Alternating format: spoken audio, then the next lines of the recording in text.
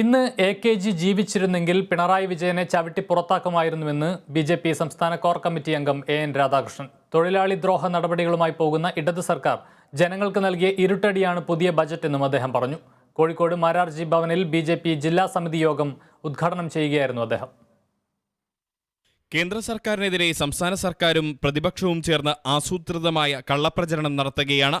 മോദി സർക്കാർ തയ്യാറാക്കുന്ന പദ്ധതികൾ അട്ടിമറിക്കുകയോ കാലതാമസം വരുത്തുകയോ ചെയ്യുകയാണവർ. മോദി സർക്കാർ സൗജന്യമായി അരിയും ഗോതമ്പും വിതരണം ചെയ്യുന്നതുകൊണ്ടാണ് ഇപ്പോൾ കേരളം നിലനിൽക്കുന്നത്. തൊഴിലാളി വർഗ പാർട്ടി സംസ്ഥാനം ഭരിച്ചിട്ടും തൊഴിലാളികളുടെ താൽപ്പര്യങ്ങൾ സംരക്ഷിക്കപ്പെടുന്നില്ലെന്നും AN രാധാകൃഷ്ണൻ പറഞ്ഞു. AKGയുടെ പാർട്ടി ഭരിക്കുന്ന സംസ്ഥാനമാണ്. ഒരുപാട് സമരങ്ങൾ നടന്നിട്ടുള്ള സംസ്ഥാനമാണ്.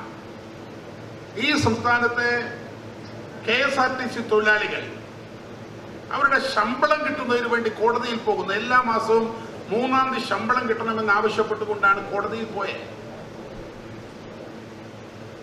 ശ്രീമാൻ AKG ജീവിച്ചിരുന്നു എങ്കിൽ ഈ പിണറായി വിജയനെ പുറംകാലമടക്കി ചവിട്ടി ഈ നിയമസഭാ മന്ദിരത്തിൽ നിന്ന് പുറത്താക്കുമായിരുന്നു. BJP കോഴിക്കോട് ജില്ലാ പ്രസിഡന്റ് അഡ്വക്കേറ്റ് VK സജീവൻ അധ്യക്ഷത വഹിച്ചു. സംസ്ഥാന ജനറൽ സെക്രട്ടറി MT രമേശ്, സംസ്ഥാന വൈസ് പ്രസിഡന്റ് P രഘുനാഥ്, ദേശീയ നിർവാഹക സമിതി അംഗം KP ശ്രീശൻ തുടങ്ങിയവർ സംബന്ധിച്ചു. Kerala vision news, Kozhikode.